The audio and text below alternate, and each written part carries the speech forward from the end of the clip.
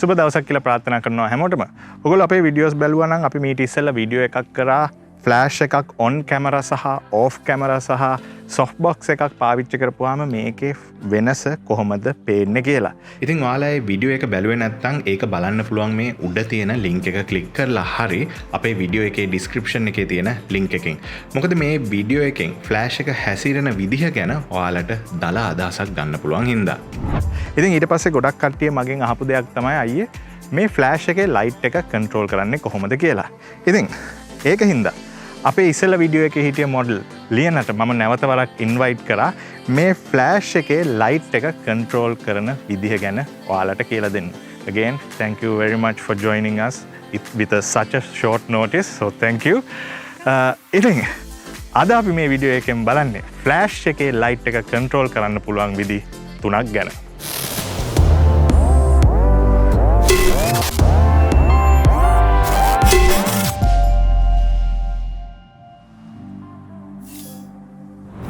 අපි මේ වීඩියෝ එකට පාවිච්චි කළේ Nikon D7500 DSLR කැමරා එකත් එක්ක Nikon 50mm f1.8G කියන ප්‍රයිම් ලෙන්ස් එක. ෆ්ලෑෂ් එක විදිහට Godox TT685N ෆ්ලෑෂ් එක සහ රිමෝට් ට්‍රිගර් එක විදිහට Godox X Pro N එක අපි භාවිතා කළා 40x40 Godox softbox එකත් එක්ක. right ඉස්සෙල්ලා වීඩියෝ එකේත් අපි කිව්වා වගේ ඕගොල්ලෝ ෆ්ලෑෂ් ෆොටෝග්‍රැෆි වලදී ෆ්ලෑෂ් එක ඔන් කරන් ඉස්සෙල්ලා පළවෙනිම කරන්න ඕනේ දේ තමයි ඕගලන්ගේ මේ ලයිටින් කන්ඩිෂන් එකට හරියන විදිහට ඕගලන්ගේ කැමරා එකේ එක්ස්පෝෂර් එක හදාගන්න. ඒ කියන්නේ ඕගොල්ලෝ ෆ්ලෑෂ් එක නැතුව ෆොටෝ එකක් ගන්නවා නම් ලියනව හරියට එක්ස්පෝස් කරලා එන විදිහේ ෆොටෝ එකක් ගන්න. ඉතින් මම දැන් මේ විදිහේ ෆොටෝ එකක් ගන්නවා.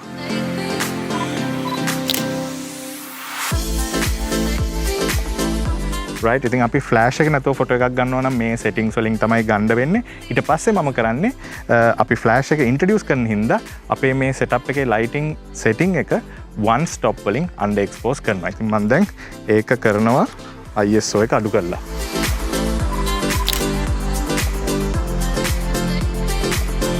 ඉතින් මේ විදිහට මම ඇත්තටම 1.5 ස්ටොප් වලින් වගේ අන්ඩර් එක්ස්පෝස් කරා. මොකද මට අවශ්‍ය බෑග්ග්‍රවුන්ඩ් එකේ ලුක් එක ආවේ 1.5 ස්ටොප් වගේ අන්ඩර් එක්ස්පෝස් කරපුවාම. ඊට පස්සේ දැන් තමයි මම ෆ්ලෑෂ් එක පාවිච්චි කරන්නේ.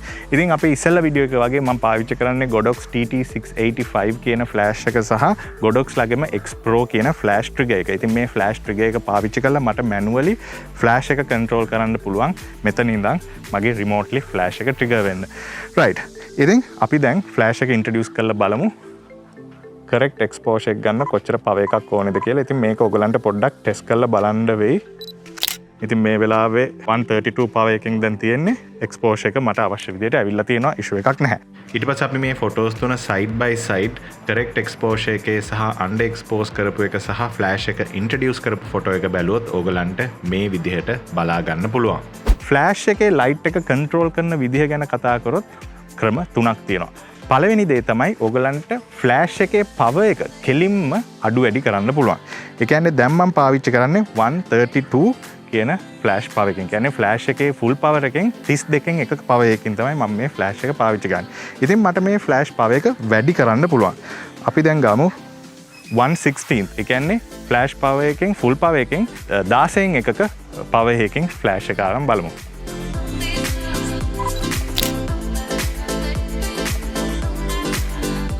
right ඊට පස්සේ මම තව ස්ටොප් එකක් වැඩි කරනවා. ඒ කියන්නේ ෆ්ලෑෂ් එකේ ෆුල් පවර් එකෙන් 8න් එකක්.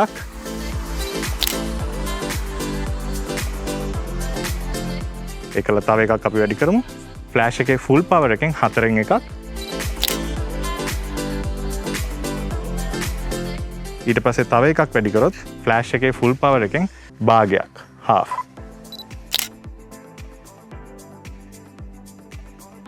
ඉතින් මේ විදිහට ඕගලන්ගේ ෆ්ලෑෂ් එකේ පවර් අවුට්පුට් එක කන්ට්‍රෝල් කිරීමෙන් ඕගලන්ගේ ෆ්ලෑෂ් එකෙන් එන ලයිට් එක අඩු වැඩි කරගන්න පුළුවන්. ඉතින් මේක බේසික් පළවෙනි සිස්ටම් එක. දෙවෙනි සිස්ටම් එක තමයි ඕගලන්ට මේ ෆ්ලෑෂ් එකෙන් එන ලයිට් එක කන්ට්‍රෝල් කරන්න පුළුවන් අනිත් විදිය තමයි මේ කැමරා එකේ ඇපර්චර් එක. ඔයගොල්ලෝ ඇපර්චර් එක අඩු වැඩි කිරීමෙනුත් මේ ෆ්ලෑෂ් එකේ ලයිට් එක කන්ට්‍රෝල් කරන්න පුළුවන්. right ඉතින් අපි ඉස්සෙල්ලා තිබිච්ච පවර් එක වෙන 132 කියන පවර් එකට අපි ආයිත් යමු. ඉතින් 132 පවර් එකේදී ලේන රෙඩි.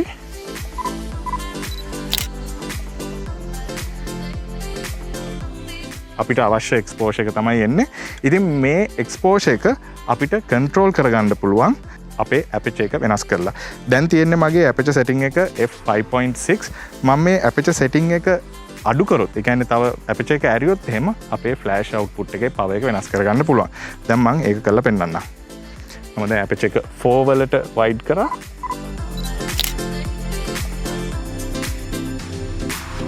ඒකදී ඔයගලන්ට පේනවා අවුට්පුට් එක වැඩිලා තියෙනවා. අපි තව one stop වලින් ඇපචර් එක 2.8 වලට වැඩි කරොත්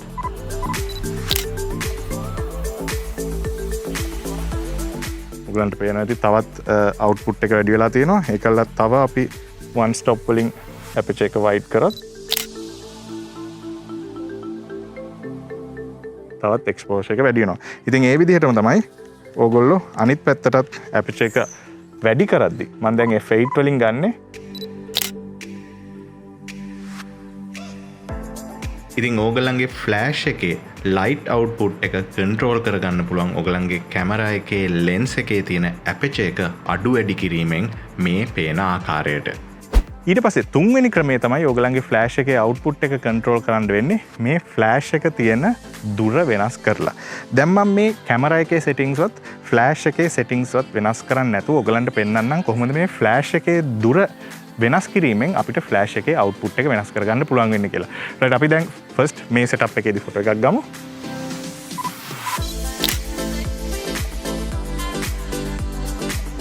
රයිට්, ඊට පස්සේ අපිට ෆ්ලෑෂ් එකේ අවුට්පුට් එක වැඩි කරන්න ඕන නම් මට ගන්න තියෙන්නේ ෆ්ලෑෂ් එක අපේ සබ්ජෙක්ට් එකට ලං කරන. ඒ කියන්නේ ලියන ගාවට ෆ්ලෑෂ් එක ලං කරනවා ඔය විදිහට.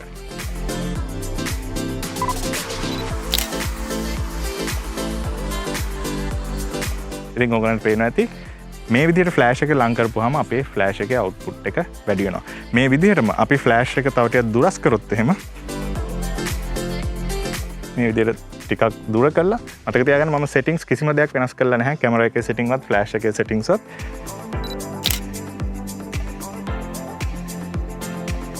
ඉතින් මේ විදිහට ෆ්ලෑෂ් ලයිට් එකේ ඉඳන් සබ්ජෙක්ට් එකට තියෙන දුර වෙනස් කිරීම මගිනුත් ඔයගලන්ගේ සබ්ජෙක්ට් එකට වැටෙන ලයිට් ප්‍රමාණය අඩු වැඩි කරගන්න පුළුවන් මේ පේන විදිහට. තව පොඩි දෙයක් මතක තියාගන්න, අපි මේ කතා කළේ ෆ්ලෑෂ් එකේ ආලෝකය කන්ට්‍රෝල් කරන විදිහ. නමුත් ඔයාට බෑග්ග්‍රවුන්ඩ් ලයිට් එක එහෙමත් නැත්නම් ඇම්බියන්ට් ලයිට් එක අඩු වැඩි කරගන්න ඕන නම් ඒක කරන්න තියෙන්නේ කැමරා එකේ ෂටර් ස්පීඩ් එක වෙනස් කරලා. උදාහරණයක් වශයෙන් අවුව වෙලාවක ෆ්ලෑෂ් එකෙන් කන්ට්‍රෝල් කරගන්න බැරි වටපිටාවේ තියෙන ආලෝකය එහෙමත් නැත්නම් බ්‍රයිට්නස් ලෙවල් එක ෂටර් ස්පීඩ් එක වැඩි කරලා ඔයාලට මේ පේන විදිහට අඩු කරගන්න පුළුවන්. මෙතනදී ෂටර් ස්පීඩ් එක 250th of a second ඉඳලා 1250th of a second වෙනකන් වැඩි කරනකොට අපේ සබ්ජෙක්ට් එකට වැටෙන ෆ්ලෑෂ් එකේ ලයිට් එක අඩු වෙලා නැහැ. නමුත් අඩු වෙලා තියෙන්නේ ඇම්බියන්ට් එහෙමත් නැත්නම් බෑග්ග්‍රවුන්ඩ් ලයිට් එක විතරයි. ඉතින් මතක තියාගන්න ඕනි දේ තමයි ෂටර් ස්පීඩ් එකෙන් ගොඩක් කන්ට්‍රෝල් වෙන්නේ බෑග්ග්‍රවුන්ඩ් ලයිට් එක. ෆ්ලෑෂ් එකේ ලයිට් එක නෙමෙයි. රයිට්, ඉතින් අපි මේ විදිහට තව ෆොටෝස් ටිකක් ලියන ලස්සන ඩ්‍රෙස් එකකින් සැරසිලා ඉන්නේ. ඉතින් අපි තව ෆොටෝස් ටිකක් ගහලා බලමු. Right, ready.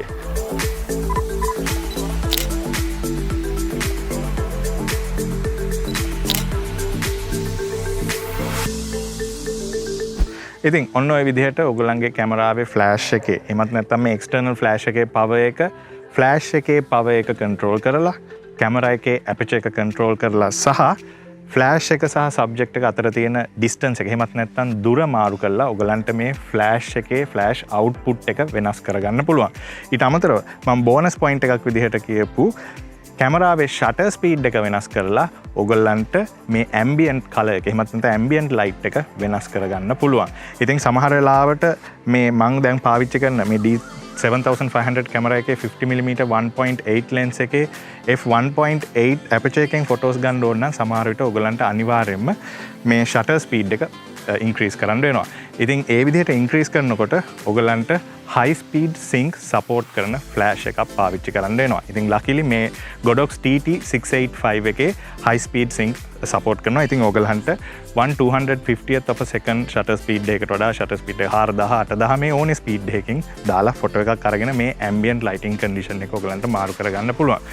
ඉතින් once again, Lena, thank you very much for being here and helping our guys to learn something. Thank you very much. ඉතින් ලියනට තෑන් කරන ගමන් මං හිතනවා ඔයගොල්ලෝ මොකක් හරි දෙයක් ඉගෙන ගන්න ඇති කියලා මේ ෆ්ලෑෂ් එකේ ලයිට් එක කන්ට්‍රෝල් කරන එක සහ එන්වයරන්මන්ට් එකේ ලයිට් එක කොහොමද ෂටර් ස්පීඩ් එකෙන් කන්ට්‍රෝල් කරන්න කියලා. ඉතින් ඔගොල්ලෝ මේ වීඩියෝ එක බලලා යම් කිසි දෙයක් ඉගෙන ගත්තා නම් එන්ජොයි කරා නම් අමතක කරන්න එපා අපේ channel එක subscribe කරන්න මේ පල්ලෙහා තියෙන subscribe button එක ගහලා.